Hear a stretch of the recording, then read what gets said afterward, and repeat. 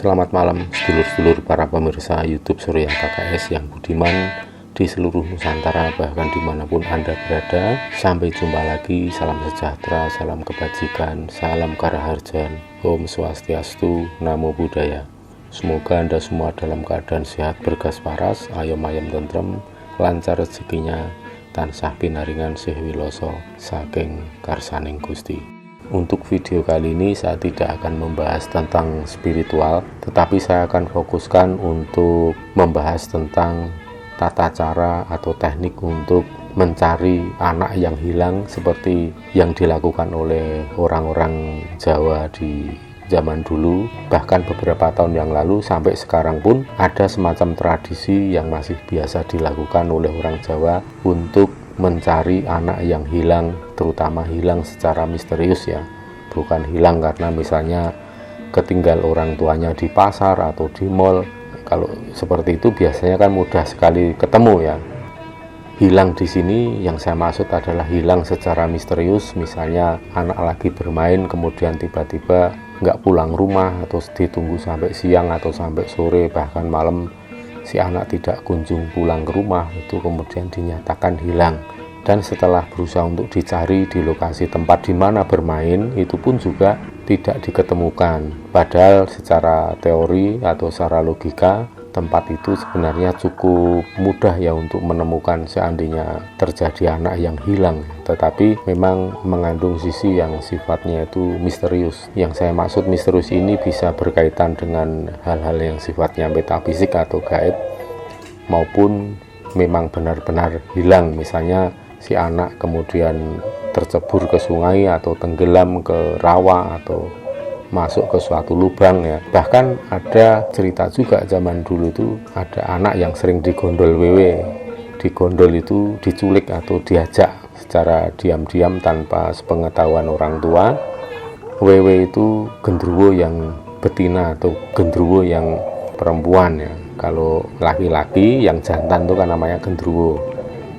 Nah, khusus untuk kejadian-kejadian yang serupa seperti yang saya deskripsikan tadi, itu biasanya dalam tradisi Jawa itu ada beberapa cara yang biasa dilakukan. Misalnya kalau anak itu hilangnya di sore hari atau menjelang malam atau wayah surup, wayah candi olo, itu biasanya memang yang sering terjadi anak hilang karena digondol wewe, istilahnya seperti itu.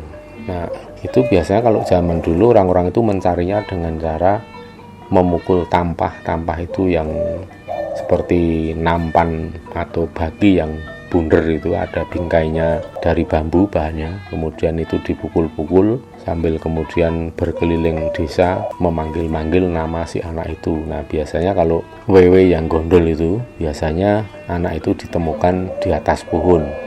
Nah, kalau secara logika anak kecil itu belum bisa untuk naik ke pohon, tetapi karena ada kasus karena digondol wewe ya seperti itu yang terjadi. Anak tiba-tiba ditemukan sudah di atas pohon yang besar, biasanya seperti itu, atau pohon yang nggak terlalu besar tapi posisinya tinggi. Jadi kalau di logika itu sebenarnya nggak masuk ya.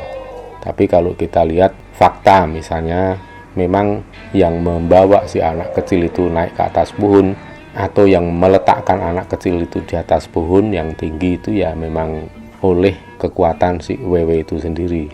Untuk kasus-kasus yang lain, misalnya ada seorang anak yang hilang itu juga entah kemana sampai seharian atau kadang sampai semalam, 2 malam, beberapa hari belum diketemukan, itu bisa saja itu terjadi suatu peristiwa atau kecelakaan ya, misalnya tercebur ke sungai, terperosok ke jurang, kemudian orang tua tidak tahu, bahkan mungkin si anak sudah posisinya sudah tewas atau meninggal dunia. Nah, itu kan sulit sekali untuk dicari ya. Kalau memang posisinya itu tersembunyi pasti itu sulit dan memakan waktu.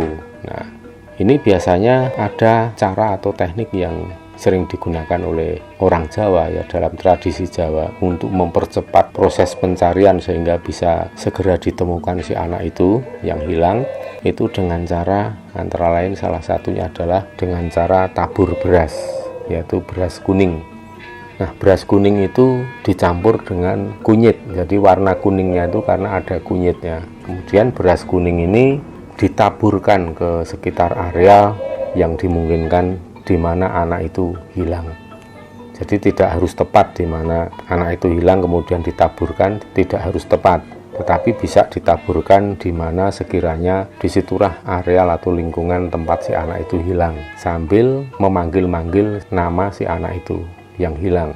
Jadi semua yang mencari itu sambil memanggil-manggil nama anak yang hilang. Tetapi untuk yang menaburkan beras kuning itu cukup dilakukan oleh satu orang, terutama ibunya atau bapaknya atau orang tuanya anak yang hilang itu. Jadi tidak harus dilakukan oleh semua tim yang mencari, cukup salah satu. Kalau misalnya orang tua atau ibu bapaknya tidak mampu, ya bisa diwakilkan oleh orang yang lain. Itu cara yang kedua untuk kasus-kasus tertentu, misalnya hilangnya pagi hari, siang hari, bahkan bisa kalau hilangnya malam hari, itu coba untuk dilakukan. Biasanya dengan cara seperti ini yang sudah ya pengalaman, itu memang mudah sekali untuk ditemukan, terutama untuk kasus-kasus yang mungkin hilangnya itu karena tercebur ke sungai atau ke kolam atau ke danau, telaga. Itu kalau memang anak yang hilang itu atau orang, ya ini tidak hanya terbatas pada anak kecil tapi juga semua, mau kecil, remaja, dewasa maupun tua, itu bisa berlaku. Caranya yaitu tadi dengan cara menaburkan beras kuning yang sudah dicampur dengan kunyit itu ke sekitar wilayah yang diperkirakan hilang. Kemudian beras kuning ini biasanya kalau dalam tradisi Jawa itu dicampur dengan bunga setaman. Kalau tidak ada bunga setaman yang terdiri mawar merah, mawar putih, kemudian bunga kantil, melati, dan kenanga, ya bisa menggunakan bunga-bunga yang digunakan untuk ziarah yang berlaku di wilayah atau tempat daerah masing-masing. Itu beras kuningnya dicampur dengan bunga kemudian ditaburkan. Ini untuk jumlah berasnya ya tidak perlu banyak-banyak, ya kira-kira 1/4 kilo itu cukup, ya tidak usah terlalu banyak. Itu karena untuk syarat, ya nanti tetap sambil menyebut nama orang atau anak yang hilang, dipanggil-panggil. Manggilnya juga keras, jadi tidak dipanggil dengan bisik-bisik, tapi panggil juga yang keras atau yang kenceng.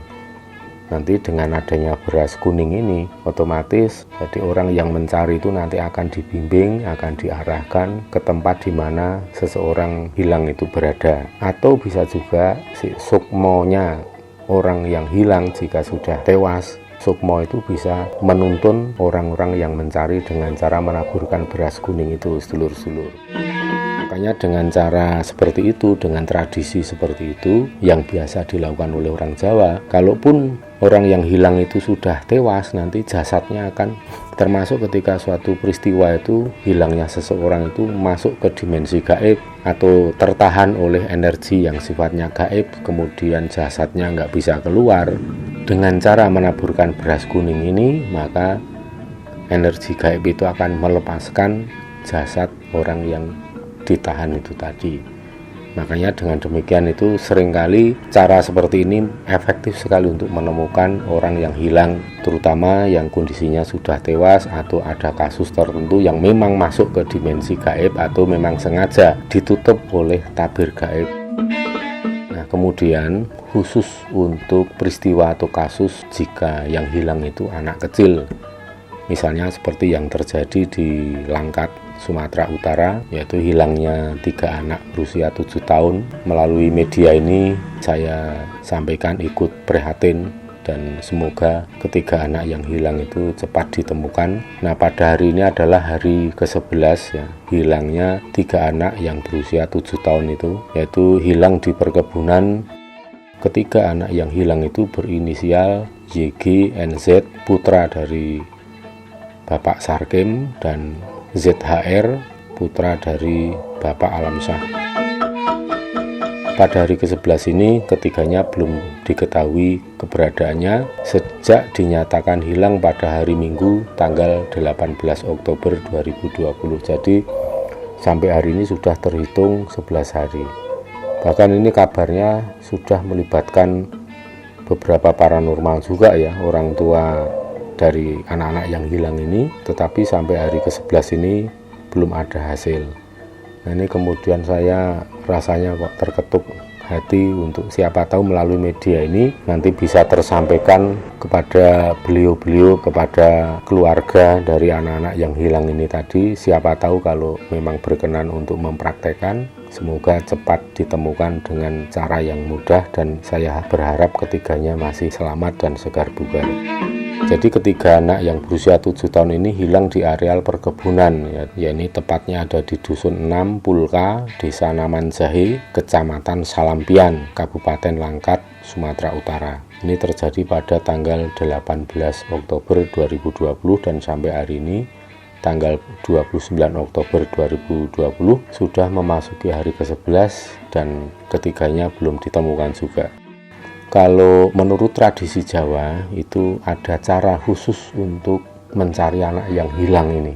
Jadi bisa untuk disiapkan beras kuning, masing-masing orang tua anak yang hilang ini menyiapkan beras kuning, yaitu beras yang dicampur dengan kunyit, ya kira-kira jumlahnya ya 1/4 kilo atau 2,5 on cukup untuk masing-masing orang tua. Kemudian beras kuning itu nanti ditabur, disebar di areal di mana diindikasi anak-anak tersebut hilang.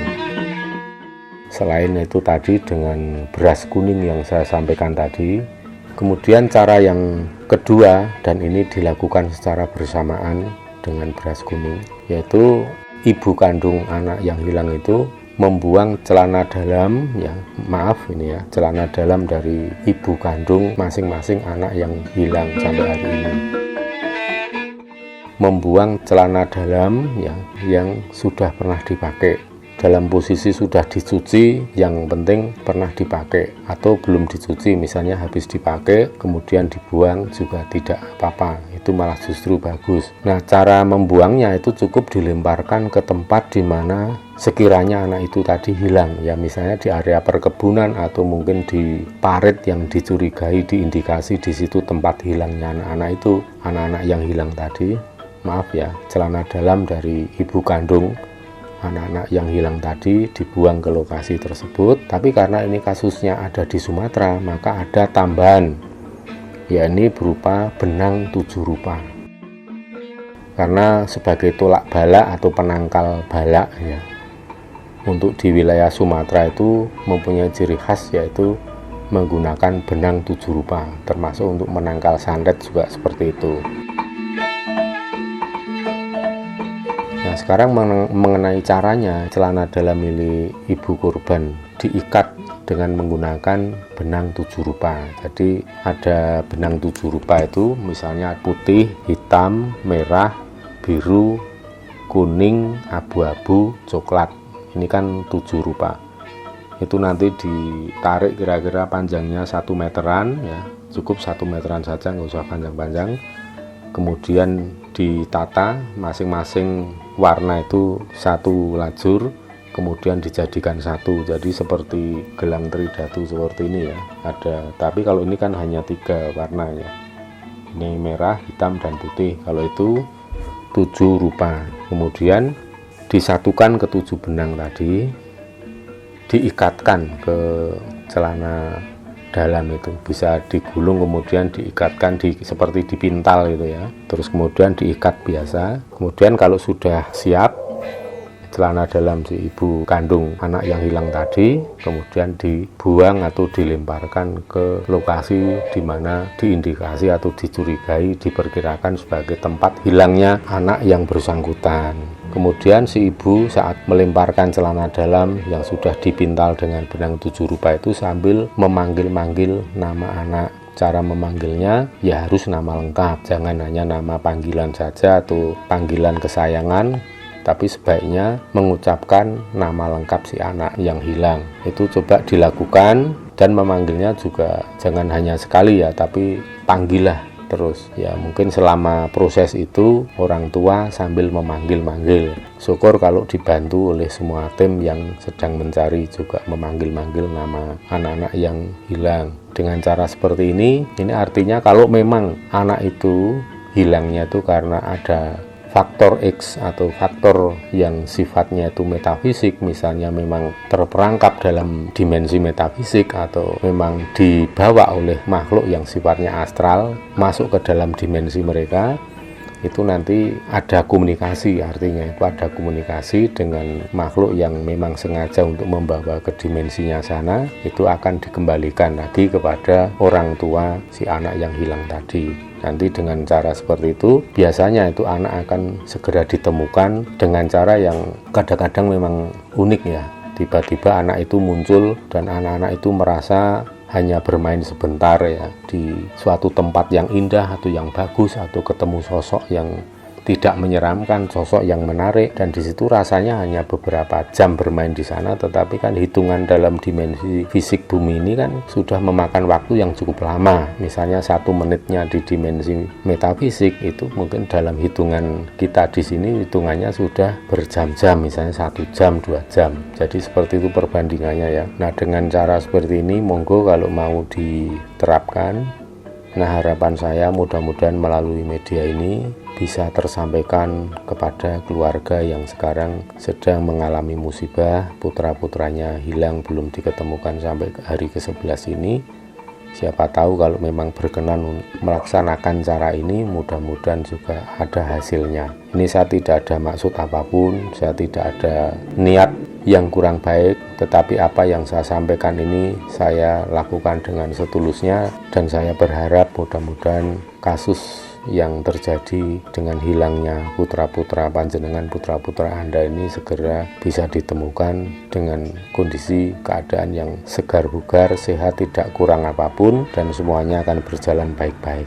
Itu harapan saya. Kemudian ada satu lagi ya, setelah melakukan ritual tadi, yaitu membuang celana dalam yang sudah diikat dengan benang 7 rupa. Untuk selanjutnya ibu dari masing-masing anak yang hilang ini di rumah tetap lakukan memanggil nama putra Anda sekalian. Jadi tetap dipanggil-panggil nama anak Anda, tapi dengan cara sambil mengusap puser. Jadi puser dipegang, disentuh, kemudian sambil diusap-usap sembari memanggil nama dari anak-anak Anda semua. Itu tetap dilakukan setelah melakukan upacara atau ritual yang tadi saya sampaikan. Dengan begitu, karena komunikasi batin, komunikasi rasa sejati antara ibu kandung dan anak itu biasanya kan sangat berhubungan erat dengan tali pusar. Makanya orang tua kalau mempunyai anak yang sekiranya bandel atau sulit dinasihati, atau mencari anak yang nggak pulang-pulang, atau mencari anak yang hilang, itu coba panggil, sebut nama anak Anda itu sambil jari mengusap-usap puser Anda sendiri. Coba lakukan seperti itu, nanti panjenengan akan melihat dan menyaksikan hasilnya. Ini ilmu Jawa, ini ilmu kuno, ya mungkin sampai hari ini sudah banyak dilupakan oleh orang ya, karena sudah terlanjur menikmati fasilitas modern. Tapi cobalah cara ini, karena saya pribadi melihat cara ini tidak kalah modern, bahkan ini cara yang canggih sekali, dilakukan oleh nenek moyang kita, oleh orang-orang terdahulu, pendahulu kita, atau orang-orang tua kita di masa kecil masih melakukan seperti itu sebelum ada teknologi yang canggih dan modern seperti sekarang ini. Coba monggo, mudah-mudahan ada hasilnya, dan saya ikut berdoa, saya ikut memohon pada Tuhan, mudah-mudahan putra-putra Anda segera bisa ditemukan. Jika berkenan monggo untuk dilaksanakan. Ini murni dari niat saya untuk membantu sebisanya agar supaya anak-anak tersebut bisa segera ditemukan dengan selamat. Demikian yang bisa saya sampaikan kepada sedulur semua pada kesempatan kali ini. Semoga ada manfaat dan dapat memberikan kontribusi bagi sedulur semua yang ingin belajar tentang spiritual Jawa, bahkan sedulur-sedulur, saudara-saudara yang bukan suku Jawa. Siapa tahu bisa mempraktekkan ini dan ada manfaat yang besar untuk panjenengan. Sebagai penutup saya sampaikan terima kasih atas segala atensinya. Tetap semangat, hari esok makin sukses, jumbuh kang dinayuh, dadi kang kaesti, wilujeng rahayu kang tilmu, bondo lan becik kang teko saking kersane Gusti.